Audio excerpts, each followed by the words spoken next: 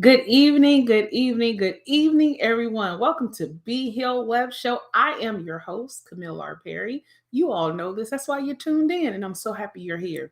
So whether you're on Facebook and you're hitting share, you're retweeting, you're reposting it, I love to see that. If you're on YouTube, make sure you hit that little bell and subscribe to the channel so you don't miss out anything. I'm excited because we only have tonight and next week as we're wrapping up, coming to the conclusion of the Power of Vulnerability series where we've been talking to men. So I want to just drop this little nugget in you before I bring in my guest for tonight. On next week, I'm going to do a little different. I'm going to have a panel of men coming to share with us. And I'm going to be asking them questions. So if you have questions that you would love to have answered or brought up, be ready to be in the chat or email me directly at behealedwebshow@gmail.com and give me your questions in advance. But we're going to be talking with the panel of men regarding the power of vulnerability, just to close it out, answering questions, getting to some nitty gritty, and seeing what we can do going forward. I'm excited. The past almost 8 weeks have been nothing but amazing. I'm excited not only because through everything that's been going on, these men have been showing up. These men have been sharing their heart. If you jump into YouTube and you want to start from the top with Dr. Darnell Bing, and now we're to my youngest guest in this particular series, my own beloved nephew, Mr. Valentine Douglas. He's going to be Junior. He's going to be coming in tonight, but it's just to hear these men share. We had Dr. Bing, we had Mark Harrison, we had Kendrick Knowles, we had Judge Robinson, we had, I'm missing names, just thinking off, and I knew this was going to happen, but my Uncle Warren Jones, we had, oh man, we've had some folks. It's just been amazing. Nothing short but of amazing. So if I'm forgetting a name, charge it to my head, not my heart, but definitely go back, tune in and see all those great episodes. You don't want to miss it. Power of Vulnerability is where it's at. All right. So let me tell you about my special guest before I bring him in. He's my nephew. But let me tell you, this man, he not only does he love God, not only does he love his family, but he comes from good stock. I mean, I always told his mother, I said, I don't know how you messed around and got 4 perfect children. You know, now granted, we know nobody's perfect, but whoo, them Douglas kids, they on their way. I tell you, Nikki's children are amazing. Oldest one being Nakia in Washington State, all the way to the youngest, Kiana, being in New York. Amazing children. And so I have her only son, her only begotten son with us tonight, Valentine Jr. And he's going to be coming in and telling us a little bit his story. If you saw a little bit of his advertisement, his title is it ain't deep, but I can't see it. But even though I can't see the bottom, so we're gonna get in that. Like life sometimes it's not that deep, but we still can't see the bottom of this thing. But we're gonna talk about it tonight with Valentine. And so welcome him in, put some hearts, put some smiles, and all those great things. Share and post as I welcome my beloved nephew Valentine to Be Healed Web Show. Hey nephew. Hi auntie, how are you? I'm good. So I have you, the artist, the graduate of Pepperdine University, sir, in film studies, right? That's right. You're That's a right. singer, you're a producer. I mean, musician. I mean, like whatever you put your hand to, you prosper. Like I'm not gonna stop you. Yeah, you can keep going. I'm just saying, not to mention you have amazing hair. Shout out to your genotype. I appreciate it. Thank you, auntie. I appreciate it. I'm excited to be here. Very, very excited for the opportunity to have this conversation on vulnerability. I think especially the fact you've been having this conversation with men. I think it's an important conversation to have. So I'm excited for sure. Yes, thank you. I'm happy to have you. Your mommy is saying, hey. Hey, mom. Hey, sissy, we see you. So let's jump into this. You and I were talking briefly before we got on here, and you asked a very probing question that I hadn't even thought about. But you were asking what makes a inhabitable environment for men to share, Mm, and we kind of discussed that regarding the respect, the being able to hear one another, to listen with true intentionality, and I want to give that to you tonight I because appreciate that. you're the youngest, but there's there's wisdom. Well, you're wiser beyond your years. You have been very influential in your family's life, in my life. You are a praying man, and so I think it's just we just got to jump right in and see, why did you agree to talk about vulnerability with me, and then tell me more about this title that you selected for tonight. Yeah. So I think why I chose to have a conversation about vulnerability too. I think we talk all the time. Like it's easy to talk. I think we talk is gonna go long regardless. You know what I mean? So I think it's a very natural conversation. I expect to have. I think it'd be fun. Um, I also think creating spaces to talk about vulnerability is really powerful. I think for everyone, for people who are watching that space, as well as the people who are being vulnerable with one another. I think it's just a powerful space to be honest, and honesty.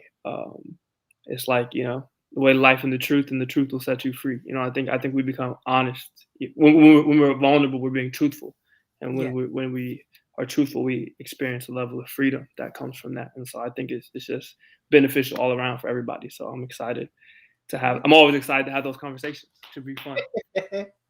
I love it. I love it. I love it because you already starting off right. Vulnerability is a place to be honest, being truthful. And like you quoted that scripture, the truth shall set you free, make you Mm, free. That is so real. mm, So you mentioned it's not deep, mhm. even though you can't see the bottom. Tell me a little bit about that, nephew. Yeah, it's an interesting. When you asked me the title, I was just kind of going back and forth. That's just something I've been thinking about recently. Yeah. Um, it means a couple things to me, but I Oh, think at the time you asked me about what the title would be, or what it was, just about what I was going through in my head. And I think a lot of it has just been a statement I've been saying to myself all the time when I'm like working out or when I'm doing work, is that it's not that deep, and it also is that deep. And I've been saying that's been my like thing. It's not that deep, and it is that deep. And I think for me it was this thing that um it's very layered, but I think the initial thing that comes to mind around it is that um, I think when we're facing obstacles or facing things in our lives um, that feel big, that feel really big to us, mhm. um, the how grand it is can keep us from being able to give it our fullest action. Yeah. Because I think you reach a certain point that you enter what I've been calling also in my head no man's land, Hmm. and no man's land is the point in which all your preparation or all your you're outside your comfort zone. Now it's just time to it's like improv. And the wrong step you could lose, the wrong step you could fail.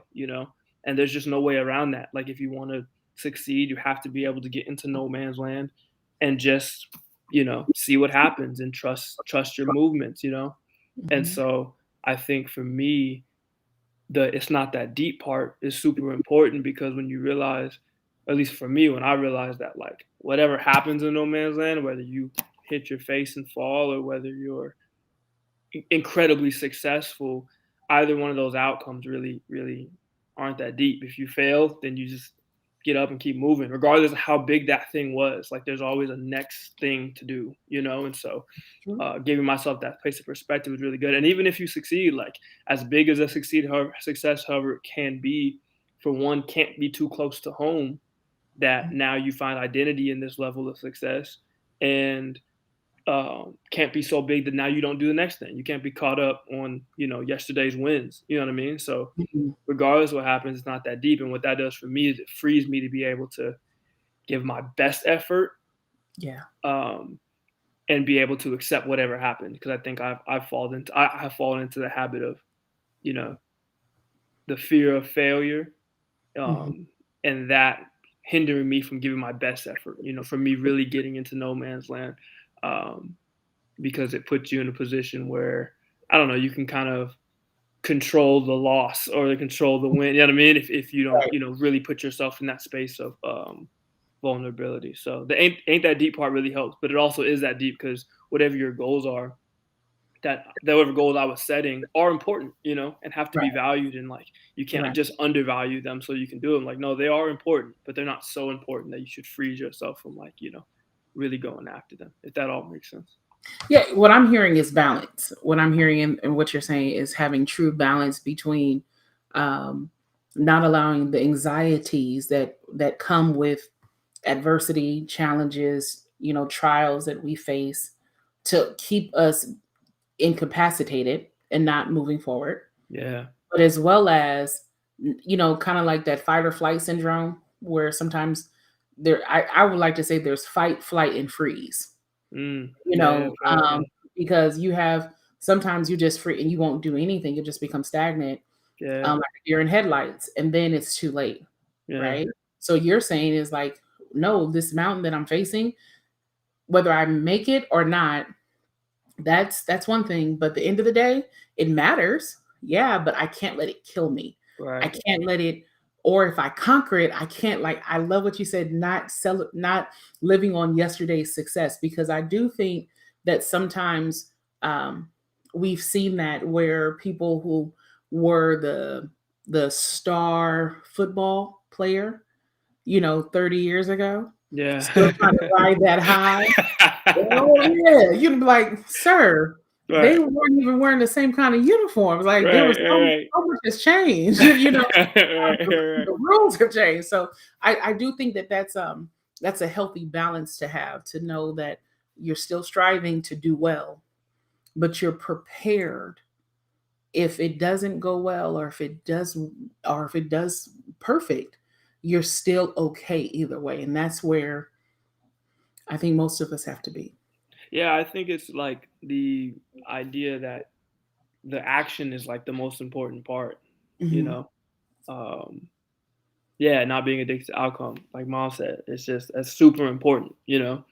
And I Yeah, think because I think that's some outcomes good. are so wishy-washy. You know what I mean? Like that you're gonna have to experience all of them.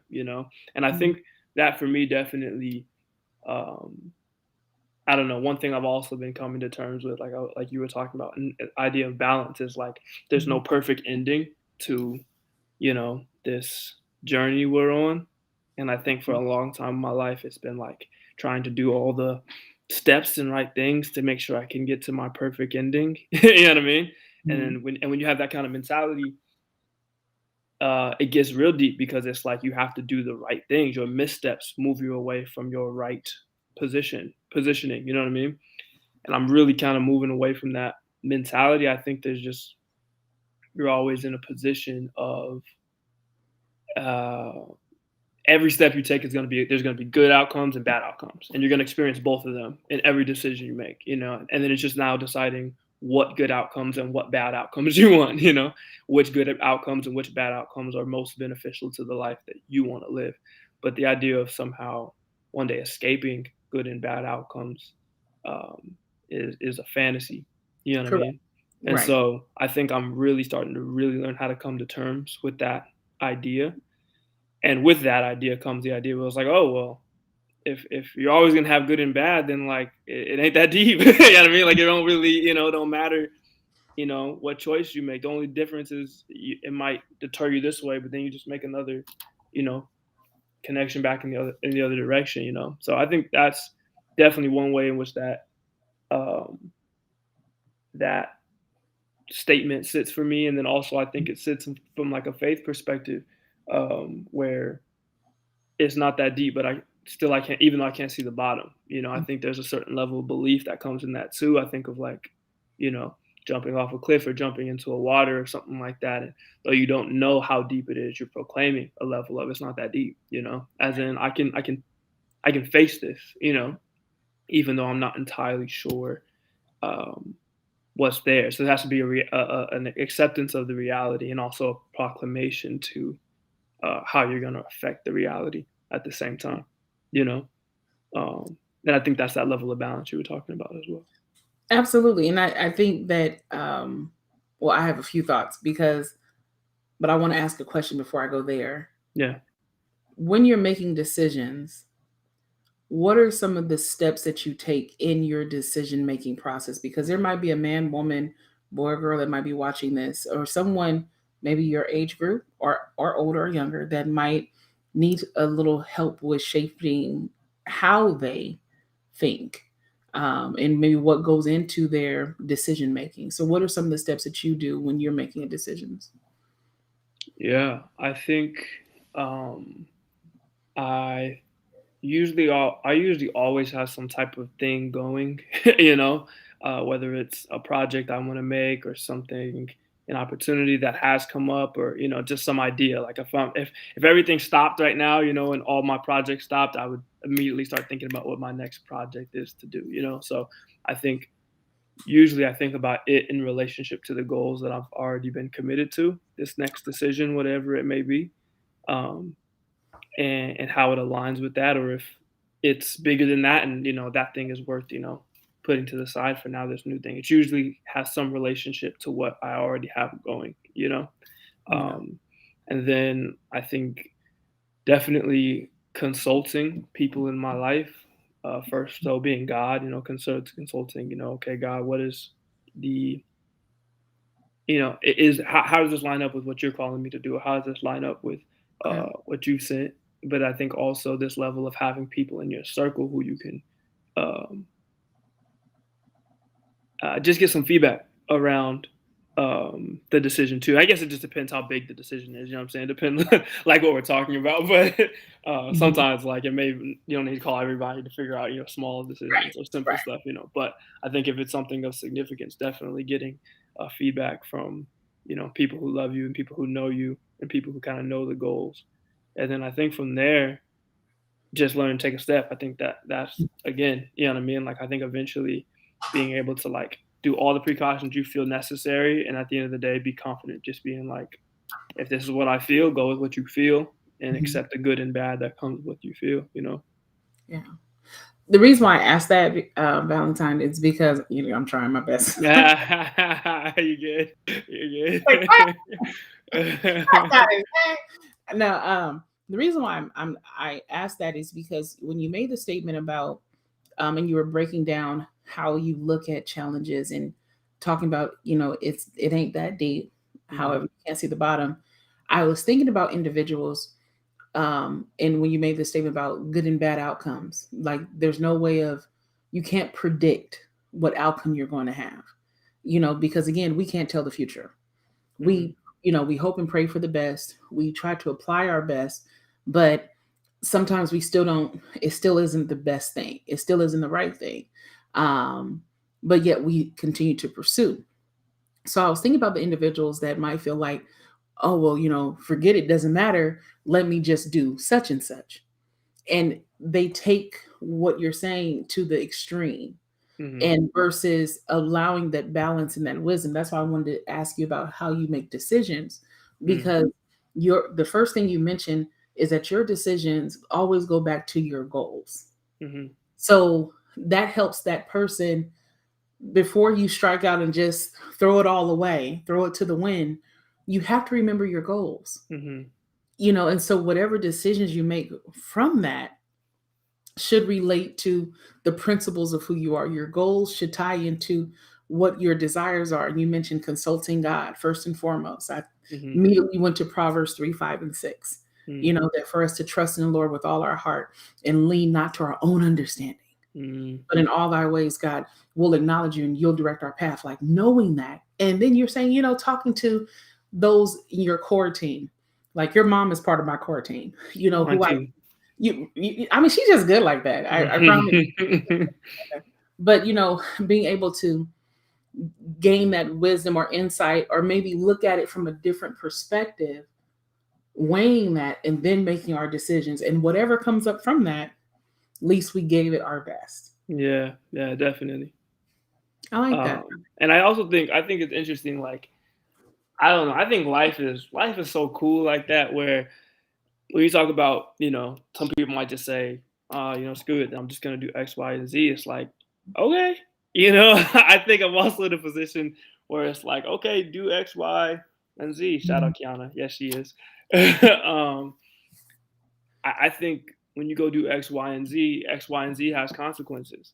Oh So yeah. like, think I'm working on this project right now, and a big theme of it is like you can learn by hearing or you'll learn by doing.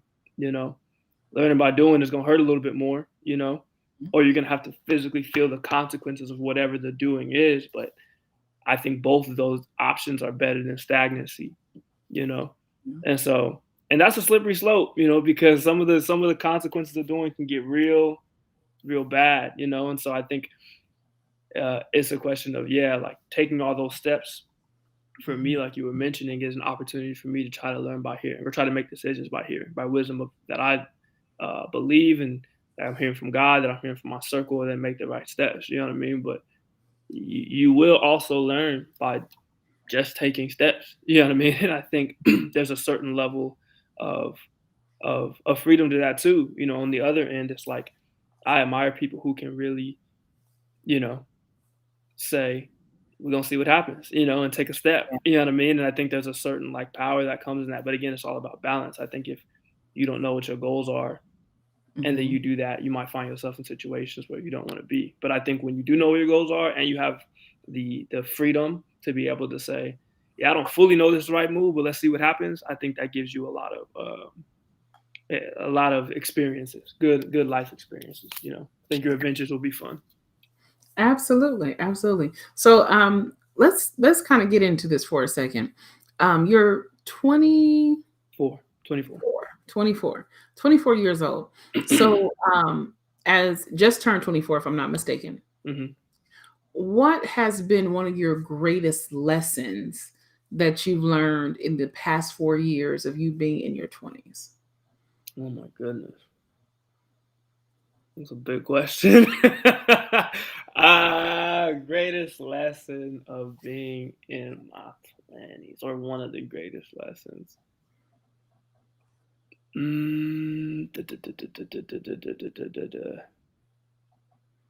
I think just that life hurts, man. I think it's just.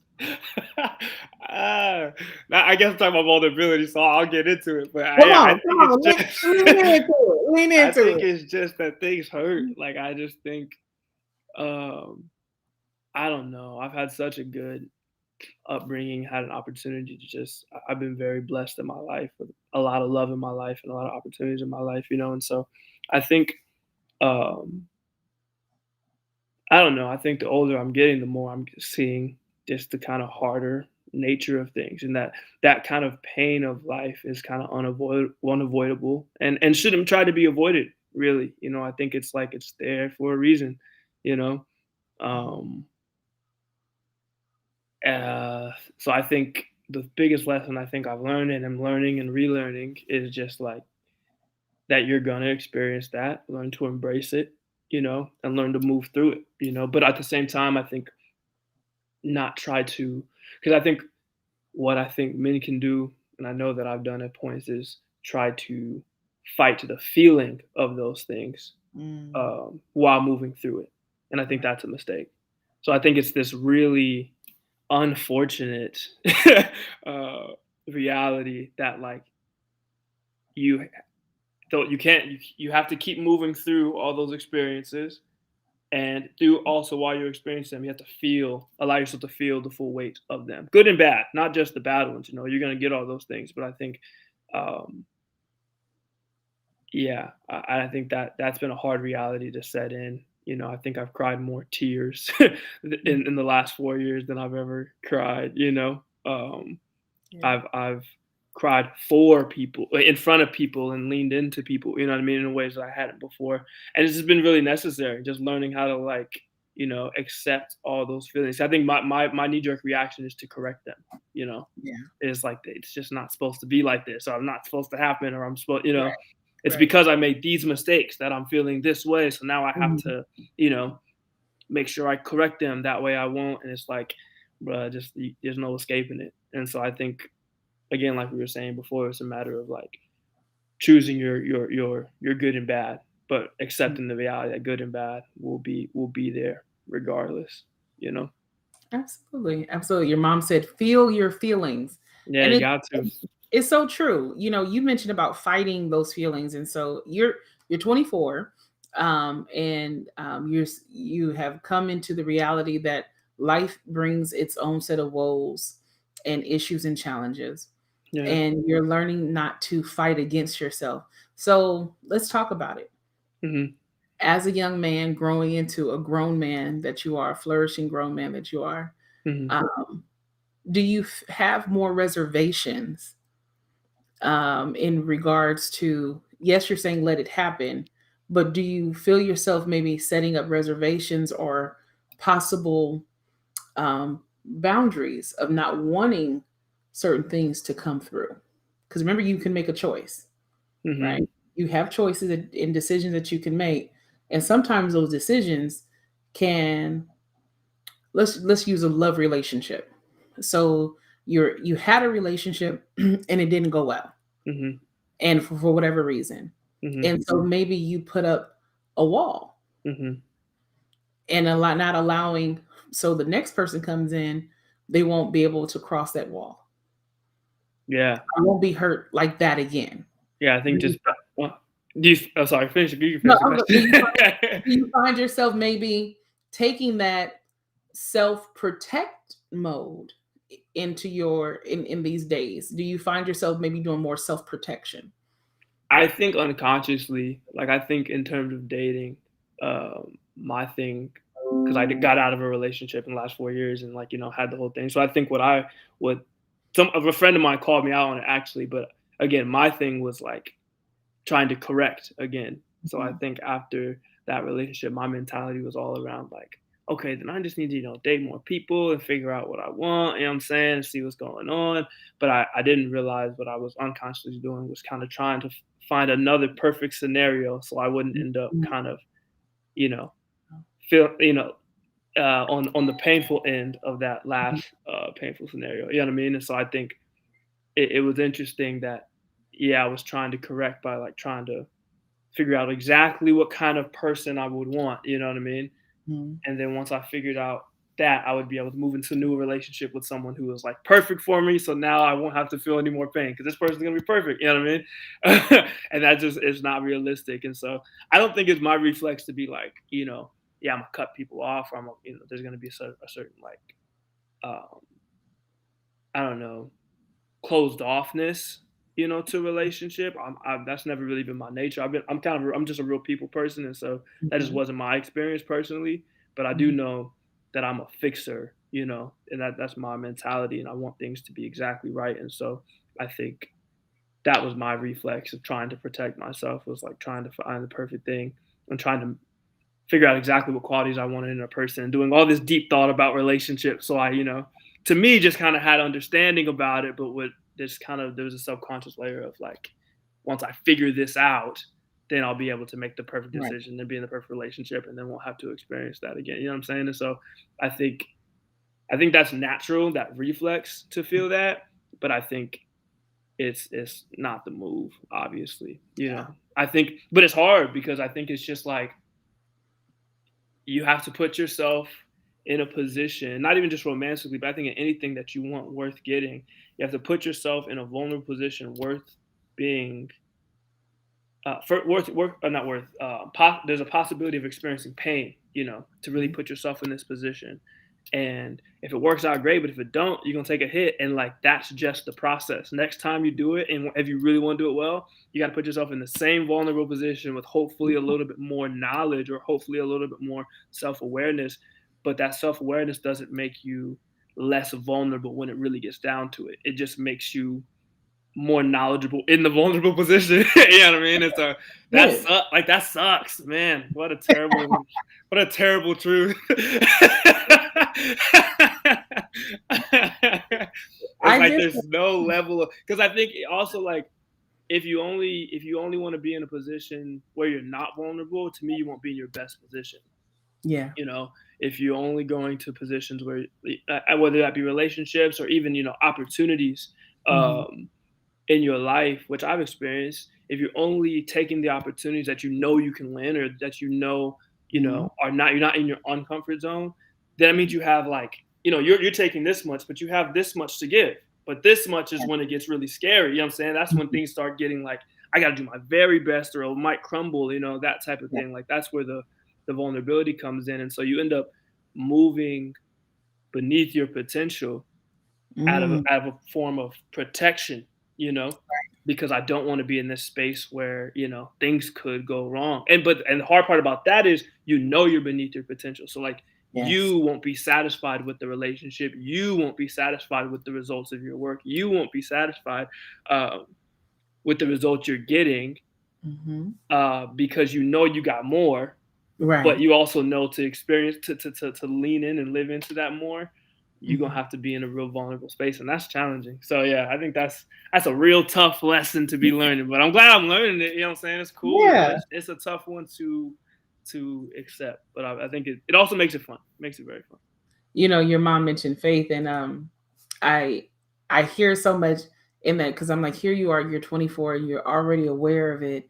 Where some people go through first, second, third, fourth, and some even fifth marriages, Yeah, yeah, or before they realize, like, oh wait, okay, this is yeah, a part of life. Like, I'm going to get my feelings hurt some yeah, kind of way. yeah. Okay. I just watched an episode of the show The Good Doctor, Mm, dealing with the gentleman with autism, the doctor that he plays a role that has autism. yeah, yeah, And one of the patients says to him, it's possible for the person that you love to yet hurt you the most. yeah. It's And likely, yeah, it's definitely going to happen, right? right? You know, Yeah, and I think that when you mention about vulnerability in that, um in for your friend to even call you on it and say, hey, you're doing the wrong thing here, right. you're trying to find a replacement, and that's not what it is. You need to Mm, accept, like your mom said, feel your feelings, hmm. accept the fact that this relationship didn't work, or this dynamic, or this group, whatever it could have been, right? Yeah, That didn't yeah. work. But stay focused on you, stay focused on what your desires are, because you hit the nail on the head about living beneath your potential. Mhm, And so many people do that in mhm, relationships, in business, in finances, in career movements, because it's the fear of the unknown. And your mom is going back to saying faith. If we mhm, don't believe that it's possible, then what are we really doing? mhm, My mom used to tell me all the time, you cannot receive what you do not believe, because to you it does not exist. mhm, So at some point, you have to, do I believe that there's love out there for me? Do I mhm. believe that I can make this income? Do I believe that, what do I believe, and what am I striving for? But what's interesting is, like, I think what becomes hard is, I think that level of belief has to happen in a place of not knowing. Like, you have like, I think that's the it's a level of dissonance that happens because we talk about, you know, having belief, whether that's in your business or whether that's a spiritual belief or whether that's um, whatever you're believing for. I think Mhm, when you look at someone who is full of belief, we think that person knows they're going to succeed, or mhm, that person is sure, you know, they're going to succeed. And I mhm. think that's just not the case. I think that person is comfortable with not knowing Right. and believing they're going to believe so much to the Mhm, extent that they're willing to move on the belief, but they don't know, you know what I mean? They can't, if they knew it, they don't believe it, you know what I mean? And so like the level of belief comes from this idea of proclaiming something you have no what's the word? What's the word? Um, yeah, Evident. you have no evidence. So yeah, evidence is you can't prove that. And in Mhm, your body, and like I think accepting the fact that you will feel that I have no evidence of that, and in spite of that feeling, I will mhm. believe through that. I Yeah. think is a very different space um, to frame the idea of belief in because it's a very vulnerable space, you know. But I think that word is such a powerful word, as it should be. Mhm. But I think the theme I run into and having to learn is like, I feel like I'm at my best when I believe and I like, I'm full of confidence, and that's a space of belief too. But sometimes you may be in a space of belief and not full of confidence, and you Mhm. believe anyway. And that's still the right space to be in. But I think whether that be through media or whether like whatever we see heroes are, whether we see bravery are, I think Mhm. we see it oftentimes as a lack of um, any other emotions, a lack of fear, or a lack of um, nervousness, or a lack of anything else. You know what I mean? I think that's also not true. I think that's a perfect fantasy. Where I think in reality, like faith is like, I feel all these things. I'm not sure this thing's gonna happen, but I'm gonna move with this level of Yeah. unsurety, and whatever that may come in my, if my body feels nervous, if I'm feeling sweaty, you know what I'm saying, Mhm. if even if it don't make sense to me, I'm still gonna move in that. That's a Yeah. super vulnerable space to be in, Yeah. and I think that's it's a different narrative to me than just this empowering, you know, Yeah. Superman type of faith. You know what I mean? Yeah.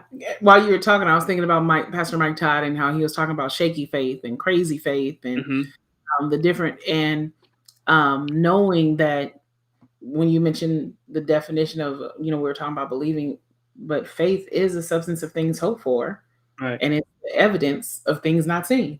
Right. And as your mom is saying, that if we knew it was going to happen, Right. then we don't need faith, Right. right? Right. Right. Right. Uh, but because we don't know, Mm. and I got a call today from a friend who got some profound, awesome news, and but it was after she recalled to her mind the steps that took place almost 2.5 years ago, where things that she was doing 2.5 years ago is yielding fruit and overflow now. But Mm.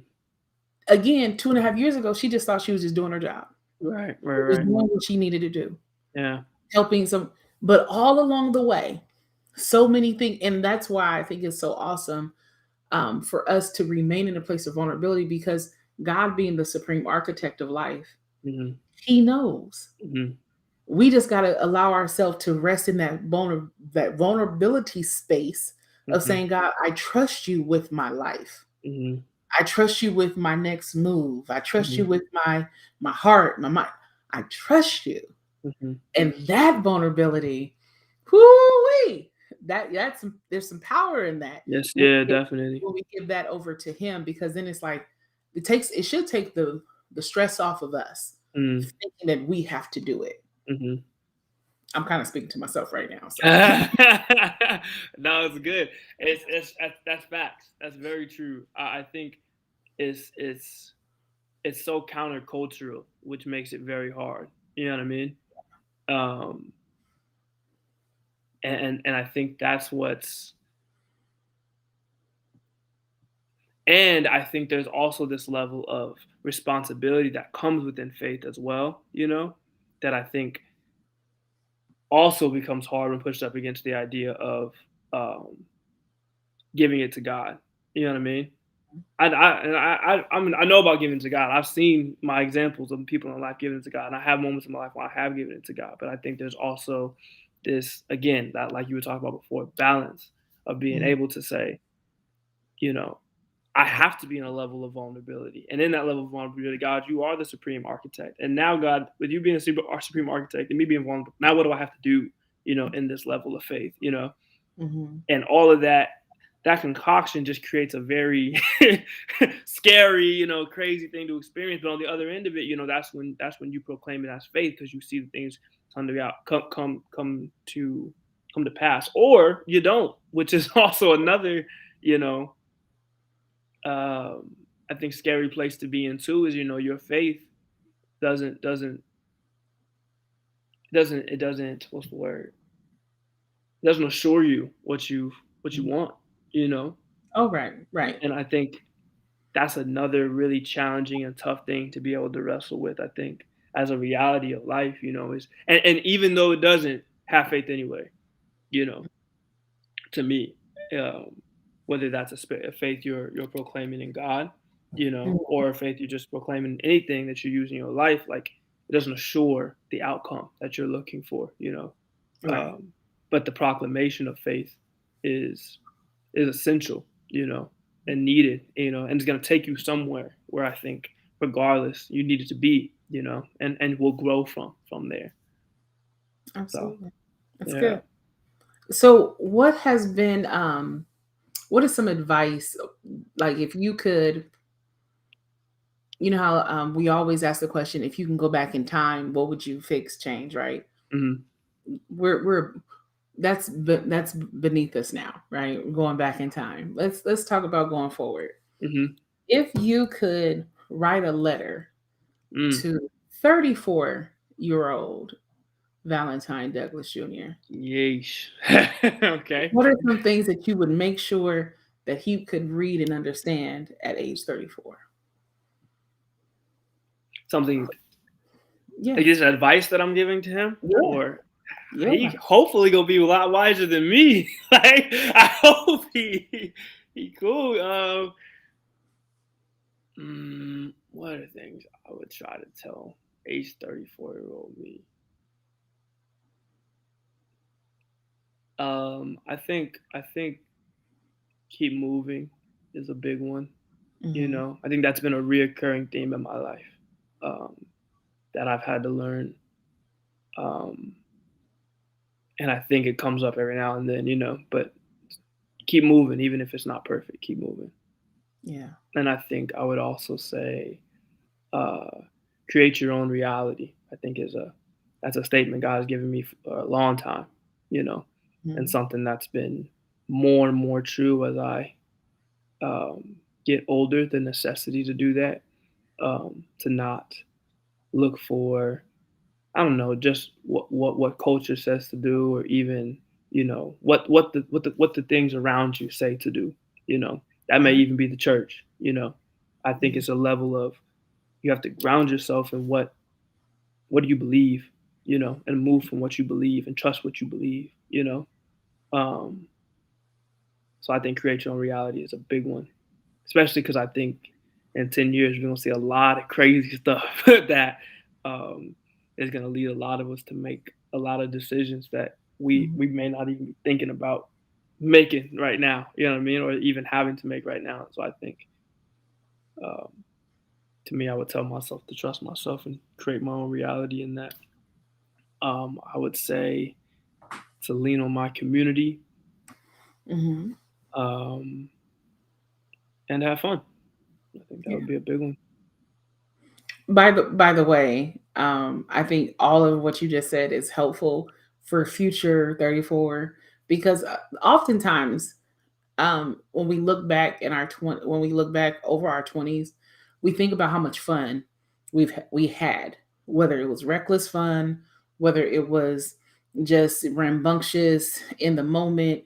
But oftentimes when we get older, we censor and censure Mm, ourselves yeah, even more, you yeah, know. yeah, yeah. And so I think when you're saying about keep moving, remember to have fun, trust yourself. It's not going to be perfect, but keep going. These are things that someone who might be 34 and up listening to now can hold, be like, yeah, I remember having that zeal for life in my Mhm, 20s that I mhm, might have yeah, lost because life happened in my 30s and 40s, yeah, and so on. yeah, So yeah. Whew, that's a scary perspective, man. This thing is scary. That's funny. This thing is scary. life is very beautiful, complex, sometimes feels too simple, Mhm, but just an unknown. But think about the fact that we have a God in heaven that knows from point A, point B, Z, point A to Z, right? mhm, Um, Everything about our lives has already been written in His book. mhm, That kind of brings me consolation because I'm thinking, okay, when I made those quote unquote bad decisions. And I'm going to say quote unquote, they were some bad decisions. When I made those bad decisions, when I went Mm, left when I should have went right, when mm, I strayed or whatever I did, he already knew. mm, He already factored in my blunders, my problems, my successes, my failures, my wins. He already knows. mm, So that, you know, because I don't know, there's great trepidation at times and fear because I don't know. But I take solace and relief in knowing that he knows. And that's where mhm, that faith comes in, like you said. Like mhm, I can believe, even, you know, yeah, I might be shaking in my boots. Yeah, I don't whew, you want me to do what? Okay. Oh, here I go. But still knowing that he already knows the outcome. I just have to be willing to go the distance. mm. I have to, and I'm resting on what you said about not living beneath potential, Yeah, it's a big one, because man. settling is so easy to do. Becoming complacent is so easy. Yeah, So you mentioned quite a few times about not going with the culture. yeah. How do you feel that you stand out? I know some things that I think that makes you stand out, but how do you feel that you stand out from the culture of millennials and Gen Zs? I think I just challenge everything. I think that's something I'm really blessed to have gotten from college. I think specifically, I remember, shout out Dr. Raymond Carr. That was my first religion professor, but and just like strong mentor of mine. But I think we read a book called Question not was it Questioning the Bible or Reading the Bible? I'm not sure, by Thomas Merton.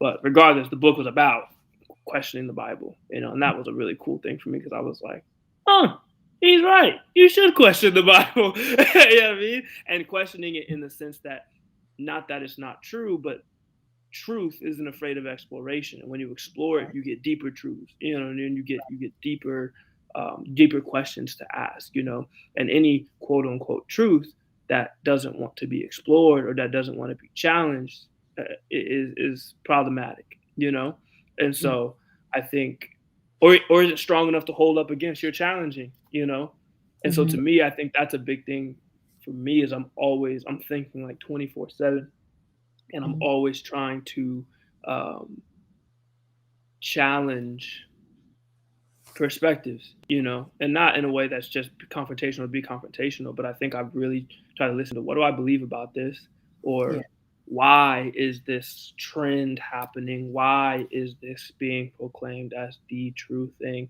And I think a nature of mine is to, if I land on a position on a question about it or a way I don't agree with it, I'm very comfortable with going against that, you know.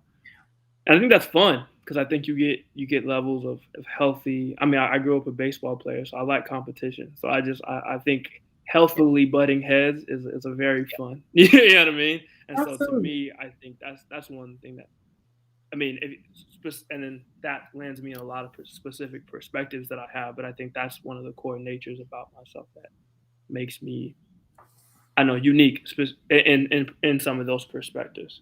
yeah. You know, as Come on, said you're again, good at you really are, because that.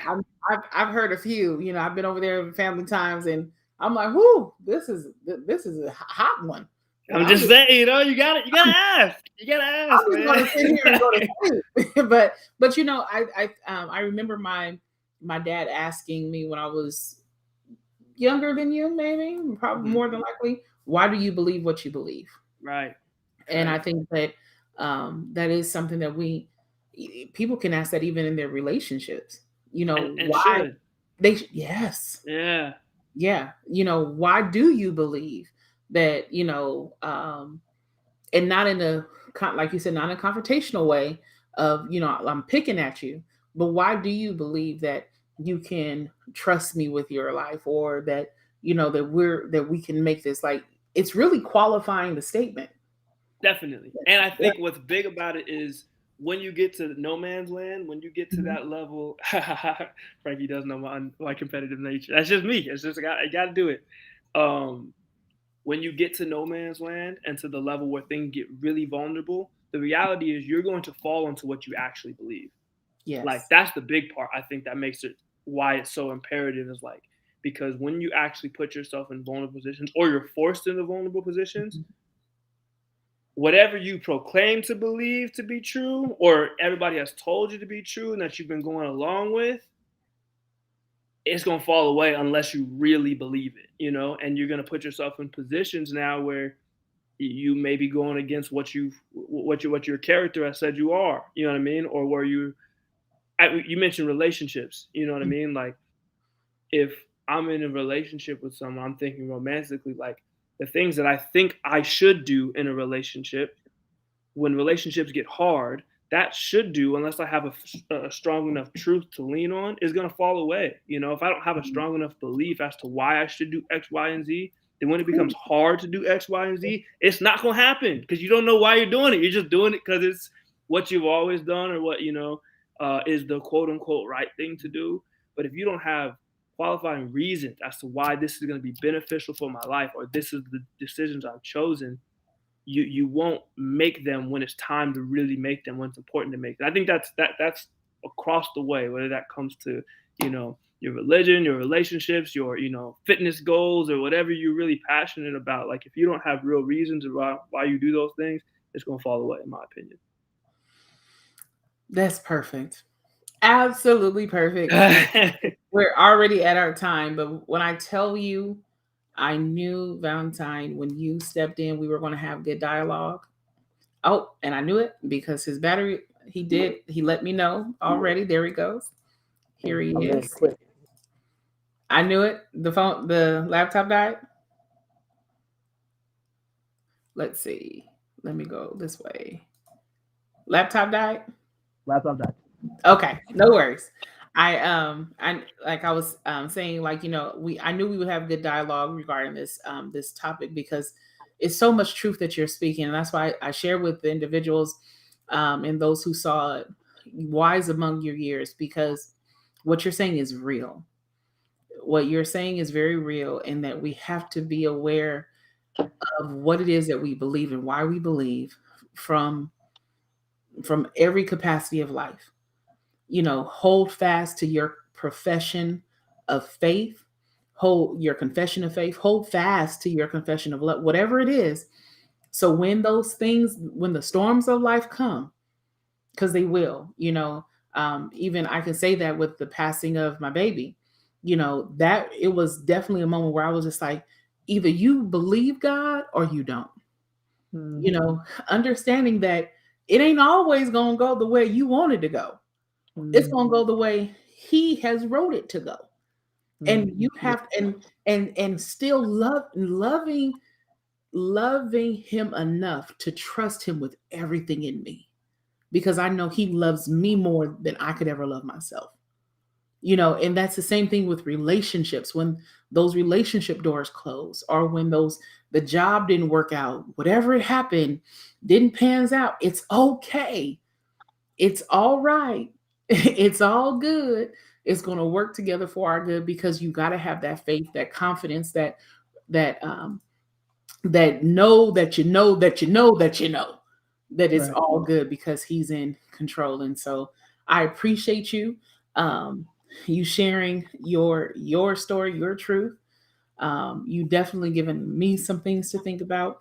And I think you've encouraged those that have been listening tonight. I definitely know you've encouraged their hearts.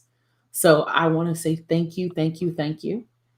And I look forward to having you back on the show because Definitely.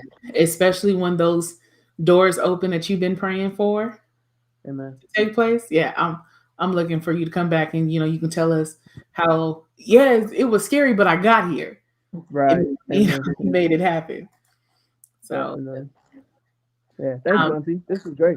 This was so much fun. yay, I'm glad. I So feel like listen, we were just getting into it. I'm ready for I next know, an hour two. but we only get 50 minutes and we got 55. Actually, we got to shut it down. But where can people find you if they want to, listen to your music, if they want to learn more about you, just connect with you or look at your amazing photos and and just hear from you? Where can they go? Yeah, my Instagram is at elite elite_16. My Facebook is just Valentine Douglas. Um, yeah, I have Spotify. I release a lot of music, so that's in my Instagram bio. But you can also just search Valentine. Um, yeah, and you should see it pop up. So thank y'all, appreciate it. Okay, so it's elite underscore Instagram. I want to make sure I don't. What's the other one? It's just Valentine Douglas on Facebook. That's right. All right, I'm gonna make sure I put all of that on there so people can follow. Y'all support my nephew. He's amazing. Definitely appreciate everyone who tuned in on tonight. And again, Valentine, may the blessing of the Lord be upon you, young man. I'm so proud of you. I'm Thank you. so I excited appreciate to see what else God is going to do in and through you. You have so much in you that God has already poured in, and you've been pouring out. it. You've been pouring out, but oh, when he just continues to move you from level to level, I'm just excited to see what God is going to do. So, thank you, thank you, thank you. And for all of you all that are tuning in right now, please tune in next week as we bring to the conclusion of the power of vulnerability with our panel guests, Pastor Warren Jones, Pastor Kermit Perry, Dr. Darnell Bing, and Mr. Dejan Rose, as we're going to be stepping into just getting to the nitty gritty, dealing with the I believe it's 5 F's: faith, family, failure, finances, 4 F's. Dealing with the 4 F's when it comes down to our vulnerability. I was like, is it 5, 4, 3, 2, 1? Okay. Right. But it's going to be amazing. So definitely tune in. And if you have questions in advance, please make sure that you email us at bhillwebshow@gmail.com. Until next time, may the blessings of the Lord be upon each and every one of you. We bless you in the name of the Lord and have a great night. Be healed, be safe, and we'll see you next week. VJ, hang out with me for just a few moments, and I'll talk to you all soon. Stay tuned.